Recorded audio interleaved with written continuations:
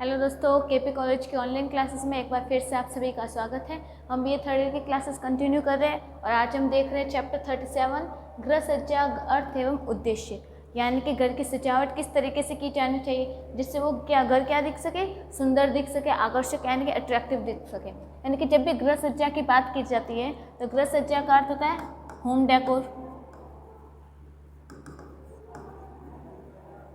Home decor. अब इस decorations के फ़ायदे क्या क्या है, यानी हम होम डेकोर क्यों कर रहे हैं। होम डेकोर करने से घर में क्या आती है, सुंदरता आती है।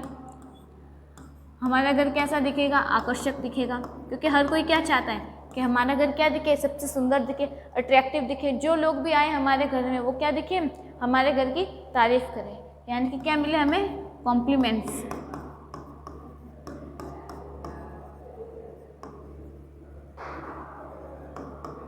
यानी कि हर कोई क्या चाहता है, हमारा घर सुंदर दिखे, अट्रैक्टिव दिखे, हमारे घर की तारीफ हो। इसलिए हम लोग क्या करते हैं, घर की सजावट वगैरह की जाती है। अब ये जब हम घर की सजावट कर रहे हैं तो घर की सजावट करने के उद्देश्य क्या है, यानी कि क्यों करें। हम लोगों ने बात कर चुके हैं कि उद्देश्य का अर्थ होता है क्यों, यानी कि हम घर की सजावट क्यों कर रहे हैं। तो इसका जो सबसे पहला पॉइंट हम लोग बात करते हैं वो है अभिव्यंजकता।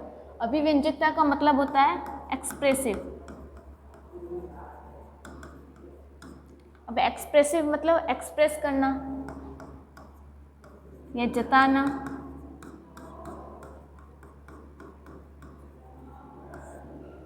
यानी कि अभिव्यंजकता एक ऐसा उद्देश्य है जिसका अर्थ होता है कि घर कौन सजा रहा है, हमारी गृहिणी सजा रही, घर की औरतें सजाती। तो यानी कि गृहिणी के अपने अपने विचार है, अपनी जो कला है उसको क्या कर सके, एक्सप्रेस कर सके।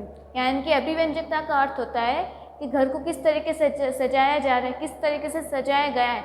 जो भी हमारे घर में आएंगे उस घर की डेकोर देखेंगे, घर को सजा हुआ देखेंगे, उससे कैसे पता चलेगा कि उस गृहिणी की औरत में, यानी कि उस घर की जो गृहिणी है, उस घर की जो औरतें हैं, उनका रहन सहन किस तरीके का है, उनकी सोच किस तरीके की, उनमें क्या कला है। यानी कि अभिव्यंजकता के माध्यम से गृहिणी क्या करती है, अपनी जो कलाएँ होती है, अपने जो गुण होते हैं उनको बाहर निकालती है। यानी कि घर को सजाकर अपने जितने भी गुण हैं उनको लोगों के सामने एक्सप्रेस करती है और ये जताती है कि हम, मेरे में क्या है, मेरे में बहुत सारी खूबियाँ हैं और ये मैं ये खूबियाँ अपने इस घर को सजा के लोगों को दिखा रही हूँ। यानी अभिव्यंजकता में लोग क्या देखते हैं, अभिव्यंजकता में क्या होता है कि गृहिणी अपने गुणों का प्रदर्शन करती है। गृहिणी अपने गुणों का प्रदर्शन करती है किसके सामने, कोई भी मेहमान आए या आस पड़ोस के सामने। और किस तरीके से करती है, घर को सजाकर, यानी कि गृह सज्जा के माध्यम से। यानी कि गृह सज्जा के माध्यम से गृहिणी क्या करती है, अपने गुणों को प्रदर्शित करती है। तो ये गुण कहलाते हैं अभिव्यंजकता। फिर हम बात करते हैं सुंदरता, यानी कि हमारा घर किस तरीके का दिखना चाहिए, सुंदर दिखना चाहिए। अब सुंदर से क्या होगा, जब हमारा घर सुंदर दिखेगा तो लोग क्या होंगे, इसके प्रति आकर्षक होंगे, यानी कि और लोग क्या करेंगे, तारीफ़ें करेंगे। यानी कि जब भी हम बात करते हैं कि घर को सजाया जाए तो इससे क्या मिलती है, घर को अट्रैक्शन मिलता है, यानी कि घर आकर्षक दिखता है, जिससे क्या दिखती है, घर में सुंदरता दिखती है। यानी कि हर घर कैसा होना चाहिए, सुंदर दिखना चाहिए, जिससे लोग क्या हो सके, उनकी तरफ अट्रैक्ट हो सके। फिर जब अगली बात करते हैं हम लोग उपयोगिता।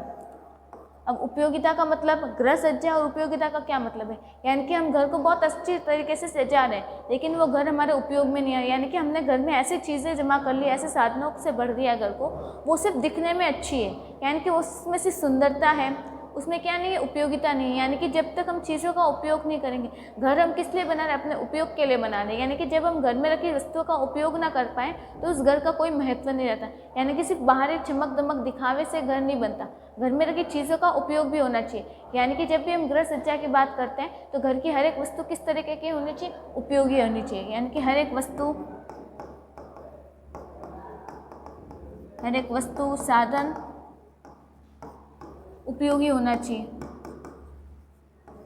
यानी कि जब तक किसी भी वस्तु या कोई भी साधन का उपयोग नहीं होगा, घर का उपयोग नहीं होगा, तब तक उसका कोई महत्व नहीं रहता। यानी कि हर एक वस्तु में क्या होनी चाहिए, उपयोगिता होनी चाहिए।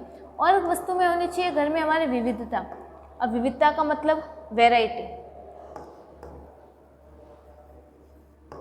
अगर आपको डेली एक ही चीज़ खाने को दी जाए तो आप लोग खा लोगे, नहीं खा सकते हम लोग, क्योंकि दिन दिन रात अगर हमें एक ही चीज़ खाने को मिलेगी तो हम वो कभी नहीं खा पाएंगे। इसी तरह क्या होती है कि घर में भी क्या हो सकती है, अगर एक ही चीज़ जमा करके रखेंगे या फिर घर को एक ही तरीके से सजाया हुआ रखेंगे तो घर में क्या आएगी, बोरियत हो जाएगी। जैसे हम लोग डेली एक ही तरीके का खाना नहीं खा सकते, हमें क्या खाने में चाहिए, वैरायटी चाहिए, यानी कि हमें विविधता चाहिए। आज कुछ खाया तो कल कुछ और खाएंगे, यानी कि उसी तरह का मतलब है कि घर में भी क्या होनी चाहिए, विविधता होनी चाहिए। आज घर का डेकोरेशन जिस तरीके से किया है वो कुछ दिनों तक रहेंगे, फिर उसके बाद घर को क्या करना है, हमें अच्छी तरीके से डेकोर करना है। कैसे, डिफरेंट वे में, यानी कि घर में क्या लानी है, वैरायटी लानी है। क्योंकि अगर एक ही तरीके का डेकोरेशन रखेंगे तो घर में क्या आ जाती है, बोरियत आ जाती है। इसलिए गृहिणी का ये उद्देश्य है कि वह घर में क्या रखे, विविधता रखे, यानी कि घर के जो सामान है घर को इस तरीके से मैनेज करें कि कम सामान में वो क्या कर सके, अधिक वैरायटी ला सके। यानी कि घर की जो अरेंजमेंट है, फर्नीचर की जो अरेंजमेंट है, उनमें थोड़ा सा चेंजेस करके वो वैरायटी ला सकती है। तो फिर गृह सज्जा के उद्देश्य है कि उनमें वैरायटी भी होनी चाहिए।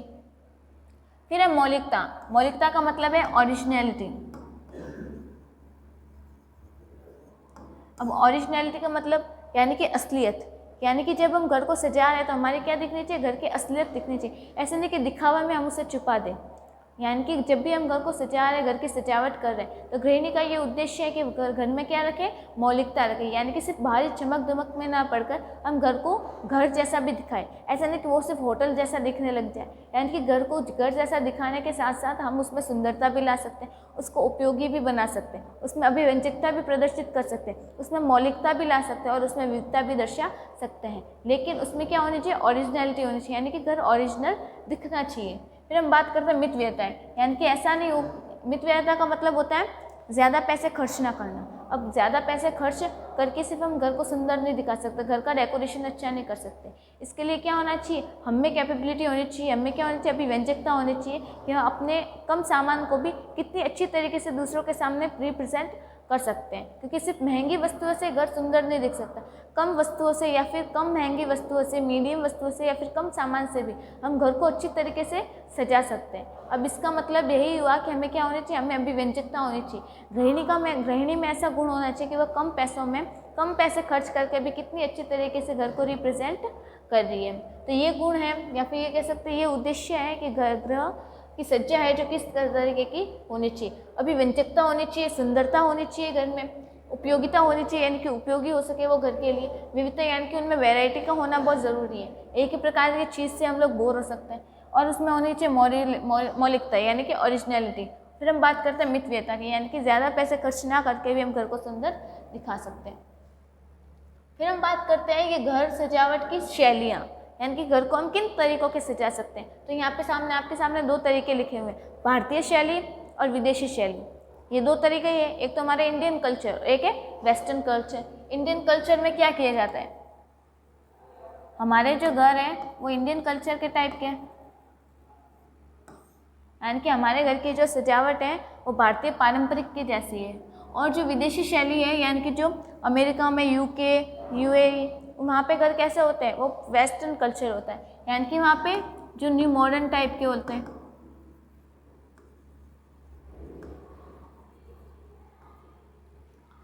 यानी कि इंडियन कल्चर का मतलब है, इंडियन कल्चर के घर कैसे होते हैं, घर की सजावट कैसे होती है। जो हमारा किचन होता है वो नीचे बैठ के बनाया जाता है, यानी कि वहाँ पे नीचे बैठ के रसोई की जाती है। हमारे यहाँ पे महंगे महंगे सोफ़ा सेट वगैरह नहीं होते, जो मिडिल क्लास फैमिली में होते हैं उस तरीके के होते हैं। बड़े बड़े बंगलो नहीं होते, हमारे यहाँ पे क्या होते हैं, पूरा परिवार साथ मिलजुल के रहते हैं। यानी कि हमारे यहाँ पे क्या होता है, संयुक्त परिवार होते हैं। और हमारे जो संयुक्त परिवार होते हैं उनमें क्या होता है, आपसी भाईचारा होता है,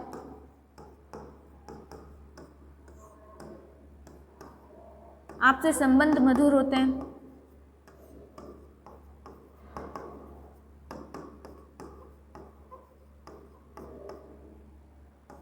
एक दूसरे का सम्मान करते हैं।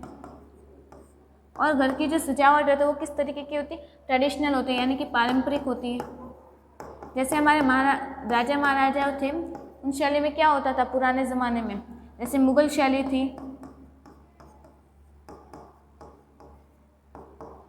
राजा महाराजाओं की शैली थी।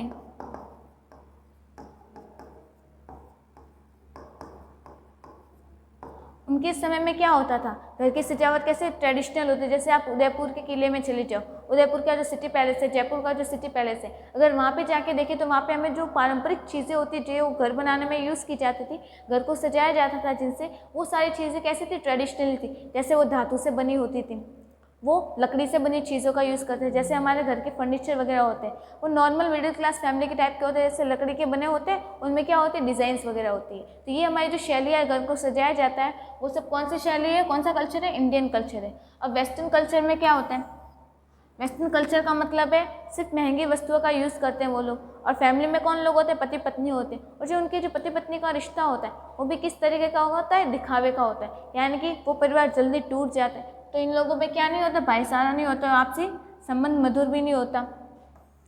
फिर हम बात करें इसमें कि वेस्टर्न कल्चर में क्या होता है, वो सिर्फ महंगी वस्तुओं का प्रोडक्ट, महंगी वस्तुएं और जो प्रोडक्ट होते हैं वो यूज़ करते हैं। जैसे कांच की बनी वस्तुएं, जैसे जो महंगे महंगे जैसे साइनामाइड होता है, जैसे मोम्स होते हैं, उनसे बनी चीज़ों का वो लोग यूज़ करते हैं। और कैसे होते हैं, बहुत आकर्षक तरीके से उनको दिखाकर, जैसे कांच के बने होते हैं, उनके जो रूम्स वगैरह होते हैं वो बड़े बड़े बंगलों के टाइप्स में होते हैं। यानी कि जो वेस्टर्न कल्चर होता है इनमें ओपन किचन होता है,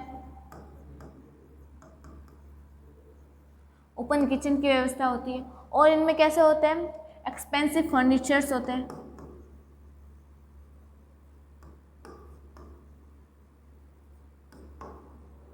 और एक्सपेंसिव फर्नीचर का यूज़ किया जाता है। और हम बात करें कि जो वेस्टर्न कल्चर होता है उसमें क्या होता है, जैसे ग्लास, सोफ़ा, क्रॉकरी, इन सब का यूज़ कैसे किया जाता है, बहुत ही महंगे प्रोडक्ट्स का यूज़ किया जाता है घर को सजाने के लिए, इनकसमें होम डेकोर में।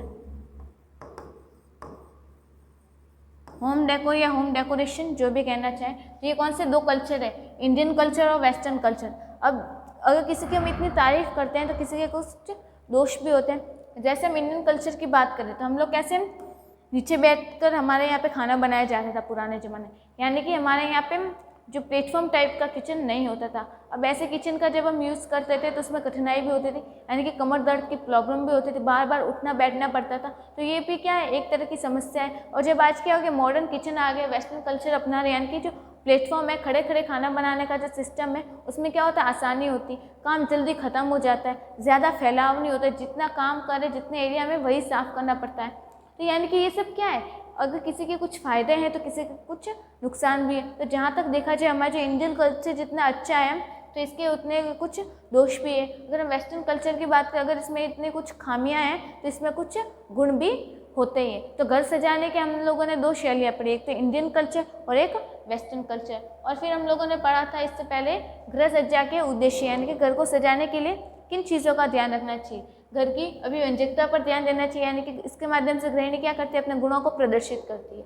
फिर हमने देखा सुंदरता के बारे में, घर अच्छा होने के साथ साथ सुंदर भी दिखना चाहिए, फिर उपयोगी होना चाहिए, उसमें वेराइटीज़ आनी चाहिए कंटिन्यूसली, और उसमें ओरिजिनलिटी भी होनी चाहिए, यानी कि ये ना हो कि हम उनको वेराइटी दिखाने के लिए, एक्सपेंसिव दिखाने के लिए हम क्या करते हैं, उसमें सिर्फ दिखावा को शामिल करते हैं, ऐसा बिल्कुल नहीं होना चाहिए। और फिर हमने देखा कि घर में क्या होना चाहिए, मित व्यय होना चाहिए, यानी कि सिर्फ महंगी वस्तुओं से हम घर को अच्छी तरीके से रिप्रेजेंट नहीं कर सकते। इसके लिए क्या होना चाहिए, हमें ये गुण होना चाहिए कि हम कम पैसों में भी कितनी अच्छी तरीके से घर को सजा रहे हैं। तो हमारा ये जो चैप्टर था गृह सज्जा अर्थ एवं उद्देश्य, ये कंप्लीट हो गया। इसके साथ ही हम जो पढ़ेंगे नया चैप्टर है वो नेक्स्ट वीडियो में, तब तक के लिए धन्यवाद।